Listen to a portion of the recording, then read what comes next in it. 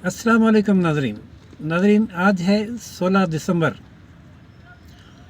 اور 16 دسمبر اس قدر غمناک دن ہوتا ہے کہ آج کے روز آسمان بھی رو پڑا، آنسو ٹپک رہے ہیں ٹپ ٹپ۔ 16 دسمبر نہ ہوتا تو یہ منظر بہت خوبصورت ہوتا، کیونکہ دسمبر تو بھیگا ہے، لیکن 16 دسمبر کے دن جب پاکستان 2 لخت ہوا اور دنیا کی نمبر 1 بہادر کہلانے والی آرمی نے 90,000 کی تعداد میں سپاہیوں نے ہتھیار ڈالے اور شکست کی دستاویز پر دستخط کی، یہی ایک سانحہ کم نہیں تھا کہ ایک اور سانحہ سے بھی اس قوم کو گزرنا پڑا، اور 7 سال قبل 16 دسمبر کو آرمی پبلک اسکول میں بچوں کے خون سے ہولی کھیلی گئی اور 180 سے زائد بچوں کو موت کے گھاٹ اتار دیا گیا۔ کسی کے سر میں گولی لگی تو کسی کے سینے میں اور کسی کے پیٹ میں۔ ان کی مائیں آج تک اپنے بچوں کے قاتلوں کو سزا دلوانے کے لیے تڑپ رہی ہیں، لیکن نہ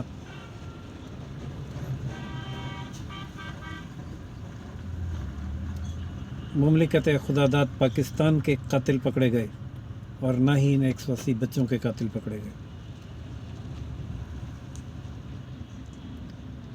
کہا تو جا رہا ہے کہ دہشت گردوں کو پکڑ کر سزا دی گئی ہے اور ایک مفرور بھی ہو گیا ہے، لیکن ان بچوں کے والدین کے مطابق یہ اصل قاتل نہیں ہے۔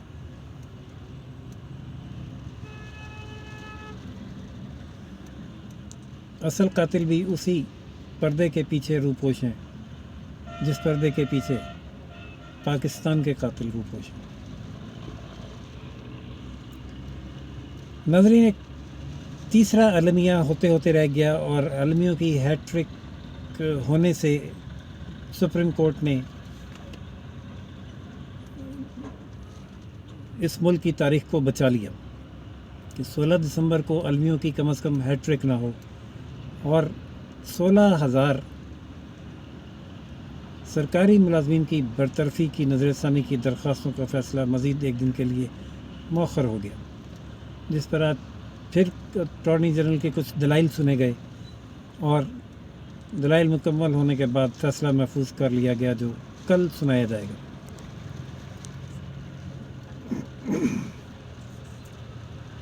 بہت بھاری بھرکم گفتگو کی جسٹس عمر عطا بندیال نے، جن کا کہنا یہ تھا کہ انصاف تو ہونا چاہیے، لیکن انصاف آئین اور قانون کے دائرے میں ہونا چاہیے۔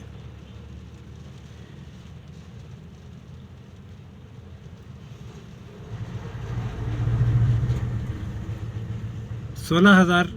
ملازمین کی بات کریں تو چند ہزار ملازمین بھی اگر ہوتے تو یہ معاملہ 184(3) کے تحت بھی انسانی ہمدردی کی بنیادوں پر بھی سنا جا سکتا تھا، لیکن آئین مقدم ہے اور ہم آئین کا تحفظ کرنے کے لیے بیٹھے ہوئے ہیں۔ ناظرین، اس آئین کے تحفظ کی بات وہی عدلیہ کر رہی ہے جو ایک بندوق بردار جرنیل کو ایکسٹینشن دینے کے لیے 3 مہینے بغیر کسی آئینی پروویژن اور بغیر کسی قانون کے عنایت فرما دیتی ہے، اور یہ کہتی ہے کہ قانون میں تو گنجائش نہیں ہے اور نہ ہی آئین اس کی اجازت دیتا ہے، لیکن 3 مہینے کی مہلت ہم دے رہے ہیں اور اس 3 مہینوں میں پارلیمنٹ قانون سازی کر لے، اور پھر وہ پارلیمنٹ اس کی تمام پارٹیاں جو وزیر اعظم کو تو آدھے ووٹ دیتی ہیں لیکن جنرل کو پورے 372 ووٹ دے کر حاضریاں لگوا کر ایکسٹینشن دیتی ہیں۔ نہ اس قانون پر کسی کو اعتراض ہوتا ہے، نہ ان 3 ماہ پر ان 3 ماہ کے دوران ہونے والی آئین کے ساتھ زیادتی پر کسی کو اعتراض ہوتا ہے، نہ ہی آئین کے یہ اس مقدس آئین کے محافظ اس بات پر پریشان ہوتے ہیں کہ 3 ماہ تک اس آئین کے ساتھ جو بلااتکار ہو رہا ہے اس کا ذمہ دار کون ہوگا. لیکن یہ ذمہ داری اس وقت بہت بڑھ جاتی ہے جب معاملہ 25,000 کمانے والے ان غریب ملازمین کا ہو جنہیں اپنے بچے بھی اسکولوں میں پڑھانے ہیں, جنہیں اپنے والدین کا علاج بھی کرانا ہے, جنہیں گھروں کے کرائے بھی دینے ہیں. اور ان کا قصور صرف یہ ہے کہ انہیں ایک سیاسی جماعت بھرتی کر گئی تھی, اور ان کی دوبارہ بحالی کا جو قانون ہے وہ سپریم کورٹ کو ایک آنکھ نہیں بھا رہا. اور سپریم کورٹ کا کہنا ہے کہ قومی خزانے سے چیریٹی نہیں کی جا سکتی.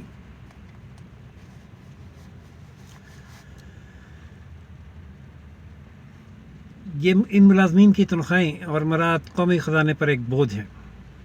اگر بوجھ نہیں ہے تو وفاقی شرعی عدالت کے ججوں کی بھاری بھرکم تنخواہیں اور مراعات, جس کے بارے میں خود اسی عدالت کے ایک چیف جسٹس کے یہ الفاظ تھے کہ یہ مخمل میں ٹاٹ کا پیوند ہے جو اس وقت کے آمر نے اس وقت بنائی تھی جب اسے اپنے ناپسندیدہ ججوں کو ڈمپ کرنے کے لیے ایک جگہ چاہیے ہوتی تھی. اور آج تک اس وفاقی شرعی عدالت کے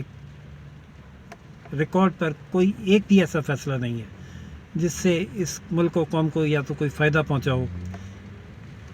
یا اس کے فیصلے پر عمل درآمد ہوا ہو. لیکن یہ عدالت بدستور چل رہی ہے, اور خود سپریم کورٹ آف پاکستان کے ججز کی تنخواہیں جو 10 سے 15 لاکھ تک ہیں, اور جن کی پینشن بھی 8 لاکھ تک ہے, جن کی پیٹرول, گیس, بجلی, اردلی, مالی, کک تک فری ہیں, وہ بھی خزانے پر بوجھ نہیں ہیں. اور ان کا ذمہ یہ ہے کہ وہ 25,000 فی کس کے حساب سے 16,000 ملازمین کو برطرف کر کے خزانے پر پڑنے والے بوجھ سے خزانے کو بچائے رکھیں, اور کوئی ایسی قانون سازی نہ ہونے دیں جو ان غریب ملازمین کی عشق شوئی کر سکے. اٹارنی جنرل کا بار بار یہ کہنا ہے کہ حکومت نے غلط طور پر ان کو اپوائنٹ کر دیا تھا, پھر یہ برطرف ہو گئے, لیکن ان کو بحال کرنے کے لیے ایک قانون بنایا گیا جس میں کچھ فلاز ہیں. اٹارنی جنرل نے کچھ تجاویز دی ہیں کہ ان تجاویز کے تحت ان کو بحال کیا جا سکتا ہے, لیکن عدالت کا کہنا یہ ہے کہ پارلیمنٹ کو اختیار حاصل ہے, وہ اگر کرنا چاہتی ہے تو اپنے طور پر کرے. عدالت کو کوئی ایسا اختیار حاصل نہیں ہے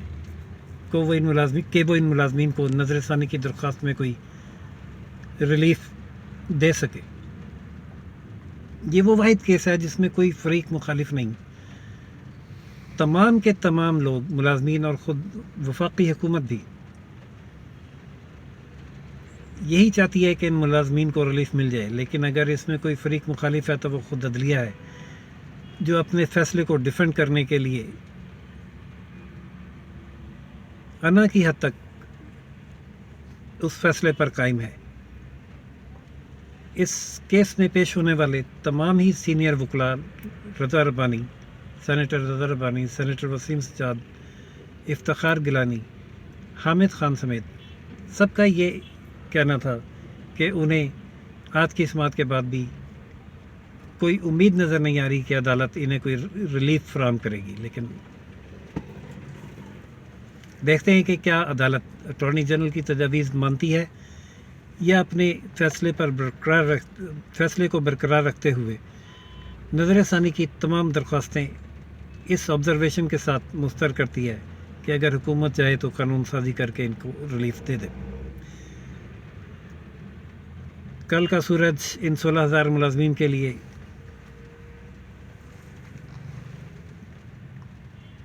خوشخبری لاتا ہے یا رنج و علم, یہ کل ہی معلوم ہوگا.